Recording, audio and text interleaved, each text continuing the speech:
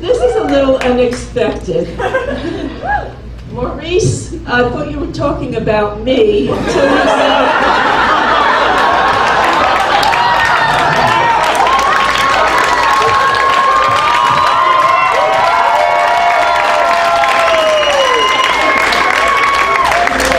I better save batteries here. My husband's always yelling about money.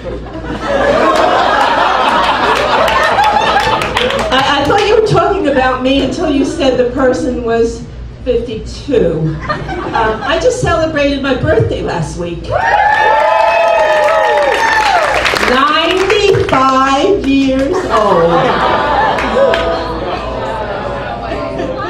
That's what I like to hear.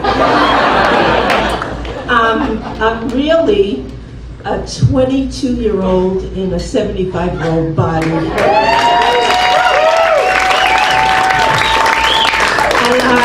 I had said to Leslie, you know, when you get to be my age, and you wake up in the morning, and you go like this, and there's no wood on either side of you, you know you can get up for the day.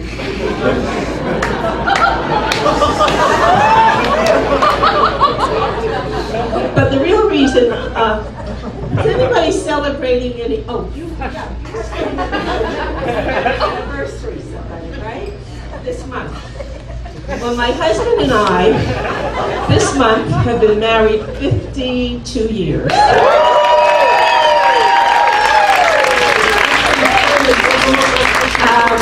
Every day he says to me, you don't like me? You want to give me a divorce? And I said, no.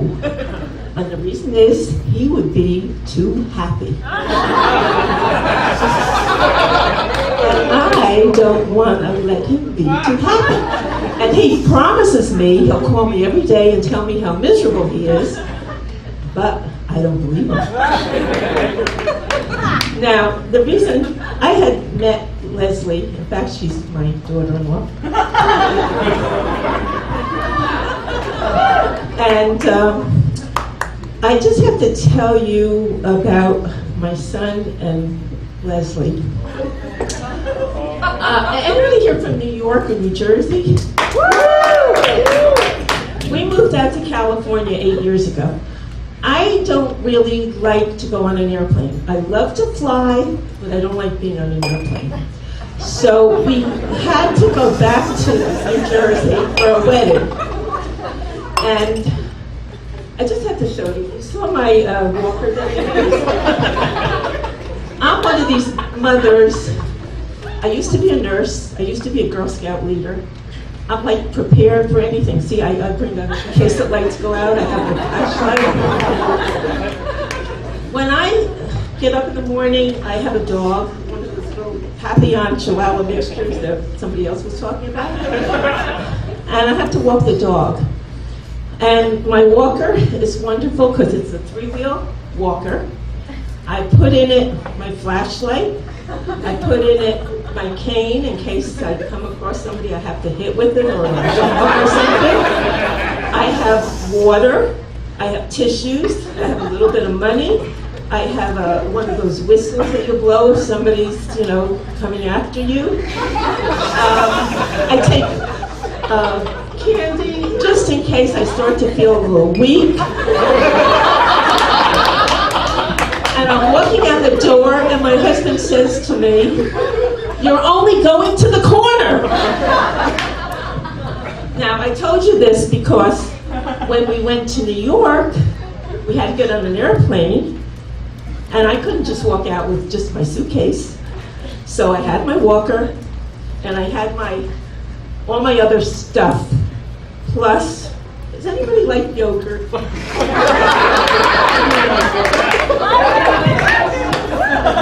Oh, good. Because otherwise, if you didn't like yogurt, I'd have to find out what all you young people eat so that I could alter my story. All right. Picture this. I'm walking with my walker. We're late. My husband's screaming at me. My son is screaming at me. Leslie's screaming at me. We're going to miss the plane. All right, we get to the airport. We park our car, we start walking to the, where you have to register and everything, and I suddenly realized I left my yogurt in the car. So I make them go back and get my yogurt, and you have to picture this big pocketbook, my walker, my cane, and another thing that you keep magazines in, and another thing that's filled with yogurt, crackers, water, tissues, and I go up to where you have to, get yourself, what do they call it, checked in. Now, because I have the walker, they're gonna whisk me through. And my son, who's so afraid that we're gonna mix our connecting flight and everything, says to Leslie, come on, we're going ahead. I'll grab my mother's satchel, bag, whatever you want to call it, and we'll go through one lane, and they're going to take my mom through the other lane. So I go through the metal detector, and something sets off. I don't know if it was my teeth or whatever. Something sets off the alarm, and they say, step aside, ma'am. And I do. Now, you have to picture this. My walker. Do I look like a terrorist? Absolutely. Oh, bullshit. So I take my walker. They take my walker. And now I can't walk, but they want me to go through. And they're x-raying my walker. My son is livid. And so he has my satchel. I get through. And then I see him standing over there with my bag. You know what happened to him? They said, what's in the bag? He says, I don't know. So they start emptying the bag with the sandwiches, with everything else that's in it, and they come upon my yogurt, and they said to me, and to us, because we're now all congregated together.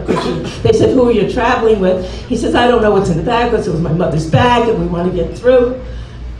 She can't get on the plane, you can't get on the plane with the yogurt. So my son says, my mother's a diabetic. She needs the yogurt. Please call the supervisor. They call the supervisor. Supervisor comes over and says, well, all right, we'll let you do it this time, but one of you has to be patted down. And Leslie says, let it be me, let it be me.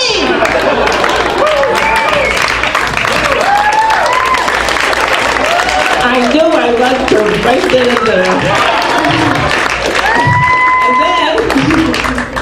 The woman this big burly woman pats her down. And what do you think Leslie says? That's the best action I've had all year. All right, so I'm just going to tell you, we get on the plane. I now look at my watch. It's been 2 hours that my yogurt's been out of the refrigerator. I tapped my son on his shoulder while we're on the plane. I said, I'm not going to eat the yogurt. It's been out of the refrigerator too long. That's where my nurse meat comes in. So then we have an uneventful flight. We're getting off the plane. And what do you think I see? The pilot is standing there saying goodbye to everybody. And the co-pilot is eating my yogurt.